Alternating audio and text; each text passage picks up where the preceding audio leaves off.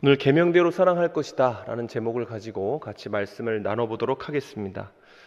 요한 1서를 가만히 읽다 보면은 차마 아멘으로 화답하기가 주저되는 말씀을 만날 때가 있습니다. 예를 들면 이러므로 하나님의 자녀들과 마귀의 자녀들이 드러나나니 무릇 의를 행하지 아니하는 자나 또는 그 형제를 사랑하지 아니하는 자는 하나님께 속하지 아니하니라 라는 말씀도 있고요.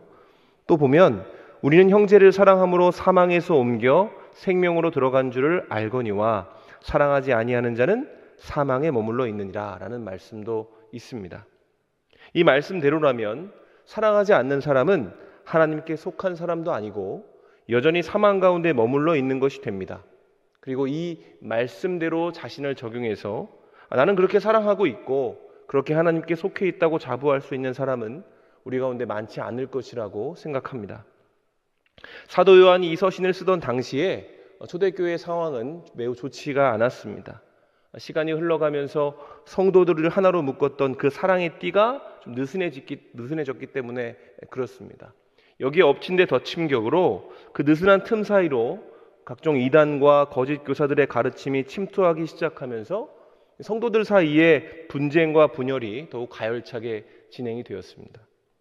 교회 안에 사랑의 계명이 외면되어졌고 진리를 찾는다라는 명분으로 서로를 평가하고 재단하는 논쟁이 시작되어 이제 교회가 서로를 용납하고 사랑하기를 소홀히 하기 시작하자 믿음이 연약한 자들은 곳곳에서 회의하고 또 낙심하고 넘어져 갔습니다. 심지어 어렵게 돌려낸 그 발걸음이, 주님을 향한 발걸음이 다시 세상으로 넘어가기도 했죠. 근데 이러한 상황을 바라보면서 마지막으로 주님을 경험했던 사도 요한은 이 상황을 매우 안타깝게 봤던 것 같습니다. 그래서 그는 배수의 진을 치는 심정으로 지금 사랑을 뭐라고 표현하고 있냐면 그것이 주님이 주신 계명이다 이렇게 이야기를 했습니다. 그렇다면 그가 계명이라고 정의한 사랑이란 무엇일까요? 지금 요한이 말하고 있는 사랑은 아가페 사랑을 이야기를 합니다. 하나님의 사랑을 의미하는 아가페는 여러분 그 특성상 매우 의지적인 사랑이라고 볼 수가 있습니다. 의지적인 사랑이라는 건 뭡니까? 상대방의 수준이나 형편이나 상황을 고려하지 않고 그저 그를 사랑하는 것을 의미하는 것입니다. 그러나 동시에 이 아가페 사랑이라는 것은 인간의 육체와 심정을 가진 우리의 입장으로는 완전히 구현할 수 없는 아주 난해하고 어려운 사랑이기도 합니다. 그렇기 때문에 하나님은 그 사랑을 계명이라고 말씀하시면서 우리가 하나님을 의지하여 지켜내야 한다라고 말씀하고 계시는 것이죠. 그리고 우리 안에 그 하나님을 의지함으로 말미암아 이 아가페적 사랑이 하나하나 구현되어 갈 때 완성되지 못하다 할지라도 우리가 그것을 위해 애쓰며 살아갈 때 하나님이 그것을 기뻐하실 것이다 이렇게 조언하고 있습니다. 그렇다면 하나님이 우리 가운데 아가페 사랑이 일어날 때 그것을 기뻐하시는 이유는 무엇일까요? 그것은 하나님이 허락하신 그 사랑의 모습이 누군가를 변화로 이끌기 때문에 그렇습니다. 누군가가 변하는 것, 사람이 죄인 되었던 사람이 하나님의 형상으로 변하는 것, 이것이 하나님이 가장 기뻐하시는 것이죠. 사랑이 바로 그 변화의 촉매제인 것입니다. 여러분, 사랑하면 삶에 활기가 생깁니다. 얼굴이 아름다워지고 표정이 밝아지고 말투와 행동이 온화해지며 기꺼이 수고하고 마땅히 희생할 수 있는 마음이 생깁니다. 사랑은 우리로 하여금 예수님처럼 생각하게 하고 말하고 행동하게 만드는 힘입니다. 더 나아가 진실된 사랑은 우리 안에 가장 큰 죄의 뿌리인 자기 중심성을 파괴하고 또 우리 안에 거룩을 성취할 수 있도록 돕죠. 그리고 누구나 인정하듯이 이러한 사랑은 예수를 믿던 믿지 않던 사랑 안에 담긴 유익을 받기를 원하고 그 모습을 보기를 누구나 원한다는 것입니다. 그래서일까요? 사람들은 말과 혀로는 수없이 사랑을 부르짖습니다. 그러나 그 사랑이 행함과 진실함으로 구현되는 모습을 우리가 이 땅에서 찾기가 매우 힘든 것이죠. 이 답답한 상황에 대한 대안, 하나님의 대안이 바로 우리인 것입니다. 세상 안에 관념화되고 구호로 전락한 그 사랑이라는 것을 우리는 말과 혀가 아니라 행함과 진실함으로 구현해야 하는 사명을 가진 사람들입니다. 이런 맥락에서 신자가 사랑하며 살아야 한다는 것은 그저 선택이나 역량의 문제가 아니라 의무이자 책임이라고 볼 수가 있습니다. 신자는 사랑이라는 계명 앞에 물러설 수 없고 또 타협해서도 안 되는 존재라는 겁니다. 그렇다면 어떻게 해야 우리가 이 계명을 온전히 이룰 수 있는가? 그것은 우리에게 주어진 온전한 매뉴얼을 따르는 것에 그 비결이 있다고 하겠습니다. 제가 예전에 블랙박스를 한번 차에 설치하려고 혼자서 막 애썼던 적이 있습니다. 근데 저는 굉장히 기계치라서 웬만하게 쉬운 기계도 잘 못 만지거든요. 근데 그날따라 그 블랙박스를 가지고 내가 한번 달아봐야겠다 생각이 들어서 그것을 열심히 설치했습니다. 나름 그 설명서를 보면서 열심히 설치했는데 이게 거의 1시간이 넘어가도록 설치를 했는데 작동을 하지 않는 겁니다. 그래서 제가 도대체 왜 이런가 가만히 살펴보다 보니까 그게 좀 예전에 있었던 블랙박스라서 제가 다른 매뉴얼을 보고 그것을 만지고 있더라고요. 여러분, 다른 매뉴얼을 보고 설치를 하니까 당연히 그것이 작동하지 않을 수밖에 없는 것입니다. 우리가 사랑하라는 계명을 들었을 때 본능적으로 그게 어떻게 가능한가, 매우 무거운 짐과 같다라고 여기는 이유는 이처럼 우리가 잘못된 매뉴얼을 가지고 그것을 구현하려고 하기 때문일 수도 있습니다. 그 잘못된 매뉴얼의 제목에는 나라는 제목이 붙어 있습니다. 누구나 신앙생활을 하다 보면 사랑이 고갈될 때가 있습니다. 인내심의 한계를 경험할 때가 있는 것이죠. 그럴 때 나라는 매뉴얼을 바라보는 사람은 그 고갈된 감정을 부끄럽게 생각하고 인정하고 싶어 하지 않습니다. 그래서 이런 사람은 고갈과 침체가 느껴질 때 이제 의지를 다지는 겁니다. 이를 악물고 나는 사랑을 해야 돼. 사랑하고 말겠어. 화내지 않을 테야. 이렇게 이야기를 하는 거죠. 근데 이것은 마치 다 쓴 치약을 억지로 짜내는 것과 같아서 몇 번은 가능할지 모르지만 결국 더 이상은 아무것도 나오지 않고 빈 껍데기만 남을 수밖에 없습니다. 그리고 그 효과 또한 매우 미비하죠. 그러나 진짜 문제는 그것을 쥐어짠 이후에 일어납니다. 더 이상 쥐어짤 것이 없어지면 영적인 침체와 낙심이 오는 거죠. 자기에 대한 실망이 밀려옵니다. 내가 정말 이거밖에 안 되나? 내 신앙이 이 정도 수준인가? 그러다 더 나아가면 내가 정말 예수님을 믿는 사람이 맞나? 하나님이 나를 도우시기는 하나? 이런 원망까지 생기기도 합니다. 더 심한 경우 그는 자신에게 주어진 그 사랑하는 삶의 그 사명을 포기하고 자기 주변에 이전보다 더 높은 자기라는 벽을 쌓을 수 있는 거예요. 그러니까 신자임에도 불구하고 자기 스타일을 이야기를 하고 자기 기준대로 살면서 교회를 다니면서도 교회가 되려고 하지는 않는 겁니다. 그러다 보면 신앙은 회의주의가 되고 회의주의는 무력감으로 또 무력감은 결국 불신앙으로도 전락할 수 있습니다. 주 안에서 사랑하는 여러분, 우리가 사랑이라는 계명을 받았다면 미안하지만 이러한 삶의 형태는 우리에게 허용되는 것이 아니죠. 하나님이 신자에게 기대하시는 참된 사랑, 이웃을 사랑하라는 그 명령은 나와 맞지 않은 사람은 물론이고 나와 관련 없는 불신자들까지 모두 포함하는 것이기 때문에 그렇습니다. 스스로 신자라고 말하면서도 나는 이런 사람이니까 그래. 난 내 취향이 있고 내 스타일이 있으니까 이럴 수밖에 없어라고 타협한다면 여러분, 그가 세상에 존재하는 다른 영혼들과 다를 바가 뭐가 있겠습니까? 그래서 나라는 제목이 붙은 사랑의 매뉴얼을 뒤적거리고 산다면 여러분, 그것은 우리의 신앙에 도움이 되지 않는 것입니다. 우리 안에 믿음이 있습니다. 그 믿음의 기초가 뭡니까? 그것은 나에게 있지 않고 하나님께 있는 거 아닙니까? 그러므로 우리가 하나님의 계명을 이루는 방법 또한 내 안에 있지 않습니다. 나의 의지나 나의 실력에 달려있는 것이 아니란 말입니다. 하나님의 도우심을 통해서만 우리는 하나님이 원하고 바라시는 그분의 뜻대로 작동하는 사랑을 소유할 수 있게 되는 것이죠.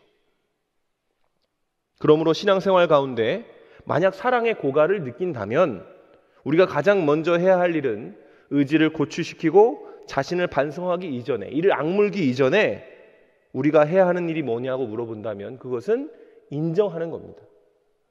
내 마음에 사랑이 고갈되었다는 것을 인정하는 것이죠. 그리고 내 마음의 그릇이 정말 작다라는 것을 겸허하게 받아들여야 합니다. 그리고 자기를 쥐어짜는 것을 멈춰야 되는 것이죠. 그리고 나라는 매뉴얼을 미뤄두고 이제 진짜 매뉴얼을 들어야 됩니다. 그게 뭐냐면 하나님이라는 매뉴얼이죠. 하나님을 살펴보시죠. 하나님이 그럼 어떻게 사랑의 본을 보여주셨습니까? 우리가 복음의 정수라고 얘기하고 있는 요한복음 3장 16절엔 하나님이 세상을 이처럼 사랑하사 독생자를 주셨다라고 표현되어져 있습니다. 근데 여기서 하나님이 사랑하신 세상, 그 코스모스는 그냥 우리가 보기에 좋은 세상, 정돈되고 하나님이 창조된 원형을 유지하고 있는 세상이 아닙니다. 코스모스는 혼란과 한숨이 가득한 하나님을 한탄하게 만드는 그런 세상을 얘기하는 거예요. 그런데 그런 세상을 사랑하신 주님이 자기 자신을 주셨다. 이것을 복음이라고 성경이 기록하고 있는 겁니다. 이 놀라운 화목과 화평을 이루는 방법은 그래서 그 일을 해내신 하나님을 기대하는 것밖에는 없어요. 그분이 어떻게 하셨는지를 바라봐야 합니다. 자신에게 기대를 거는 것을 멈춰야 합니다. 폐허를 인정하고 깨어져 버리고 말라버린 것, 가공되지 않은 그대로의 그 가난한 마음을 하나님께 그대로 올려드리면 되는 것이죠.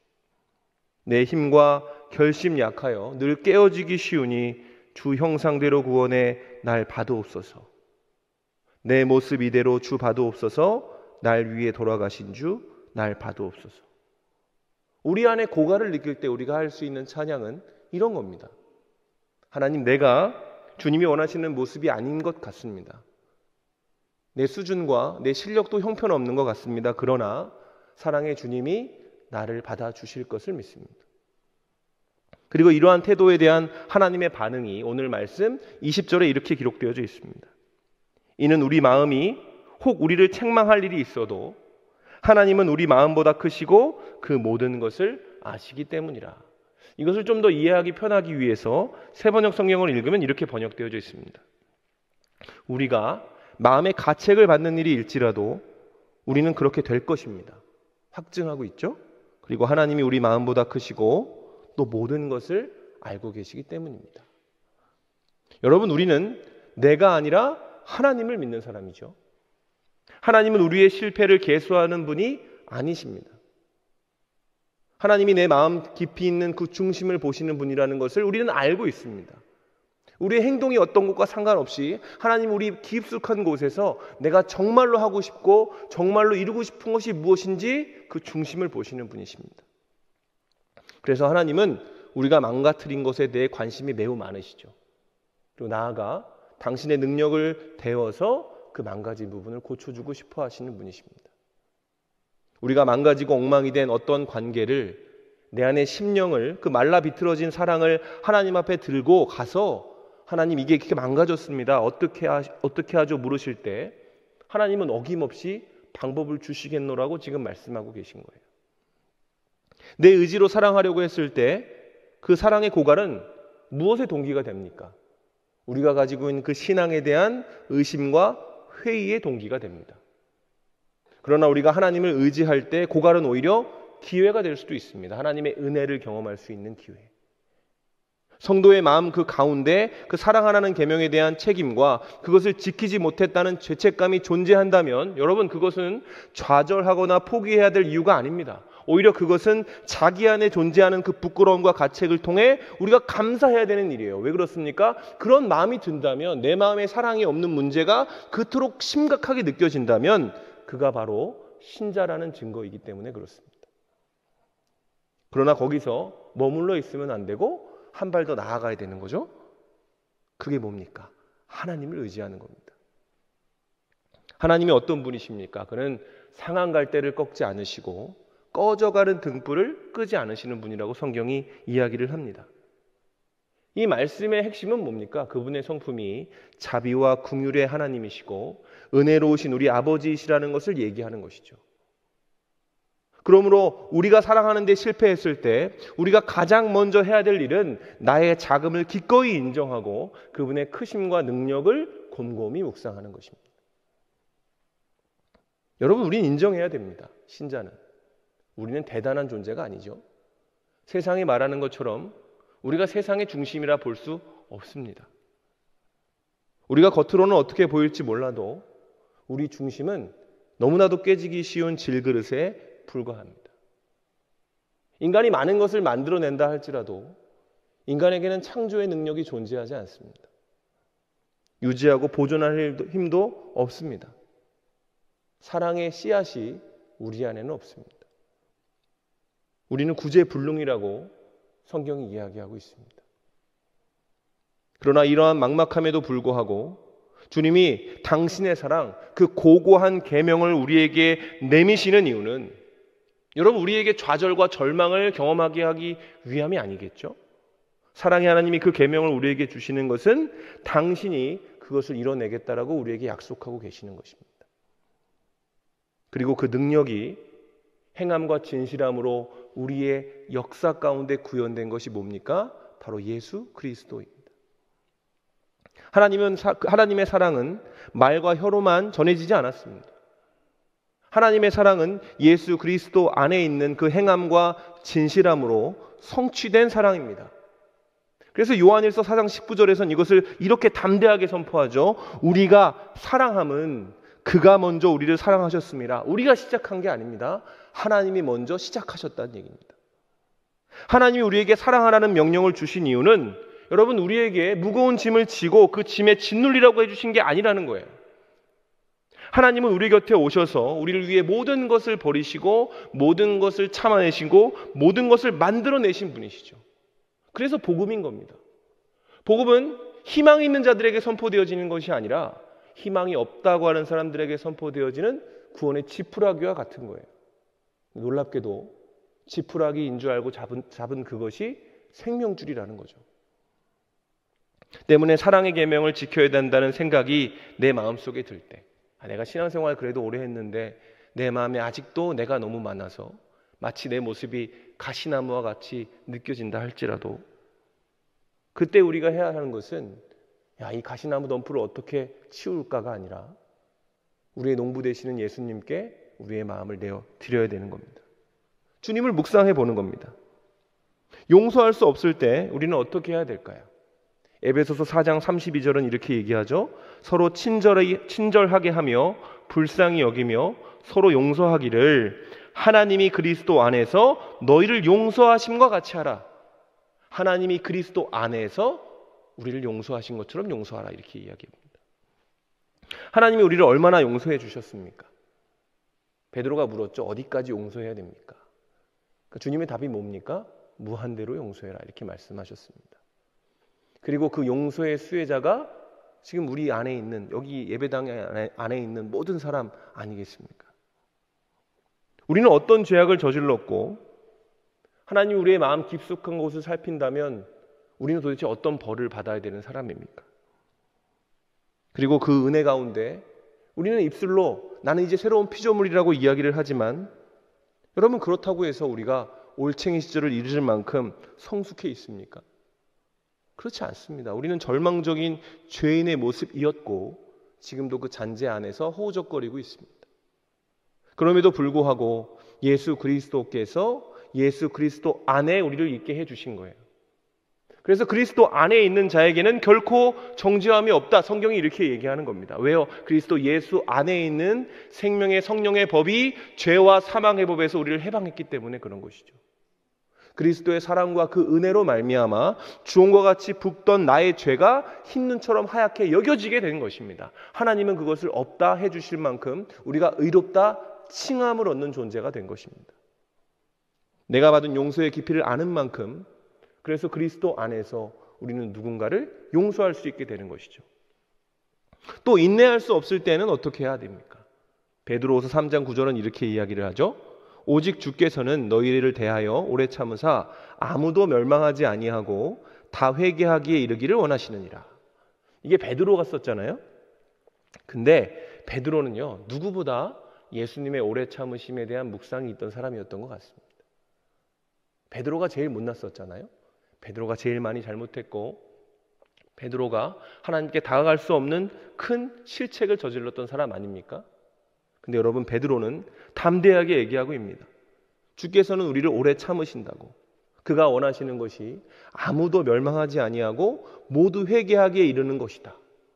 하나님은 모든 사람이 하나님을 알고 구원에 이르는 지식을 알기까지 참으시는 분이시죠. 그러므로 우리도 알지 못하는 자들 여전히 그 성품 가운데 허우적거리는 이들을 볼 때 판단하기 이전에 참아내야 합니다. 사랑할 수 없다면 아무 말도 하지 않는 것이 맞는 것 같습니다. 그냥 그저 하나님이 그를 만져주시기를 기도하면서 그의 변화의 때를 기다려줄 수 있는 인내의 마음을 우리 가운데 품어내야 되는 거예요.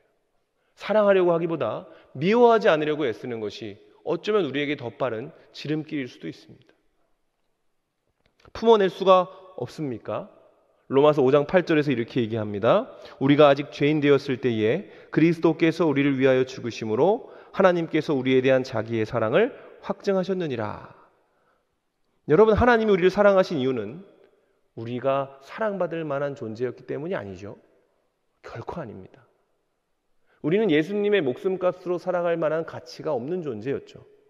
그러나 우리가 구원받은 이유는 그저 하나님이 은혜롭고 자비롭고 노하기를 더디하시고 회개하는 자를 용서하기 기뻐하시는 그 은혜와 긍휼의 하나님이시였기 때문에 그렇습니다. 그래서 하나님은 우리가 죄인 되었을 때에 그 죄에 합당한 처벌, 상식적이고 이상적인 처벌을 하시는 대신에 자기 아들을 보내시어서 우리에게 새로운 길을 마련하신 것이죠. 그러므로 우리가 믿어야 되는 것은 무엇입니까? 그리스도 안에 있는 사랑을 믿어야 됩니다.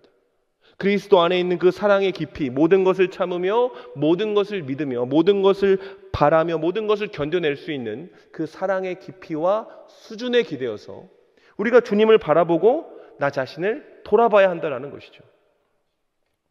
여러분, 하나님은 우리가 짊어져야 하는 짐이 가벼울 것이라고 말씀하셨습니다. 따라서 주님이 주신 계명이 우리에게 무겁게 여겨진다는 것은 미혹이며 착각입니다. 하나님은 율법의 완성으로 예수 그리스도를 우리에게 이미 주셨기 때문에 그렇죠. 요한은 복음서 1장 12절에서 예수님을 마음으로 영접하고 그 이름을 믿는 자들에게 어떠한 권세가 생긴다고 얘기했습니다. 그 권세가 뭔지 아세요? 자녀됨의 권세입니다. 여러분, 자녀됨의 권세의 특징이 뭡니까? 의존이에요. 의존. 자녀는 자기가 강하고 굳건해서 당당해지는 것이 아닙니다. 담대해지는 것이 아닙니다. 자녀의 당당함과 담대함은 그가 아버지가 곁에 있다는 것을 인지하느냐 인지하지 못하느냐에 갈리는 것입니다. 그래서 하나님을 사랑하는 자녀라면, 정말로 그 복음의 가치와 하나님의 사랑을 깨달은 자녀라면 의뢰할 줄을 알아야 됩니다. 그게 최고의 우리가 가질 수 있는 능력이에요. 하나님께 의뢰하는 것. 그리고 그 아버지의 실력을 믿는 자녀라면 모든 것이 아버지의 뜻대로 될 것도 믿을 수 있어야 됩니다. 자녀 된 자는 스스로의 부족함과 연약함에 휘둘리는 대신 하나님을 바라보게 되는 겁니다. 하나님께서는 우리가 어떤 자녀가 되기를 바라십니까? 22절입니다. 무엇이든지 구하는 바를 그에게서 받나니 이는 우리가 그의 계명을 지키고 그 앞에서 기뻐하는 것을 행함이니라. 여러분, 주님은 우리를 돕기 위해서 이 땅에 오셨습니다. 성경은 그가 우리로 하나님의 자녀가 되게 하였고 예수님이 우리의 대제사장이 되어서 우리를 은혜의 보좌 앞에 나아갈 수 있게 해주셨다라고 말씀합니다. 예수님은 때를 따라 돕는 은혜를 주시기 위해서 우리 가운데 오셔서 우리 속에 거하시는 분이십니다. 따라서 예수의 이름으로 우리가 하나님께 나아갈 때 하나님은 우리가 구하는 것을 예수님 보고 우리 안에 있는 주님을 보고 주신다고 말씀하시는 거예요. 주님의 이름으로 하나님 앞에 나아가면 여러분, 우리는 새 부대가 되어서 우리 안에 사랑을 담아낼 수 있는 것이죠.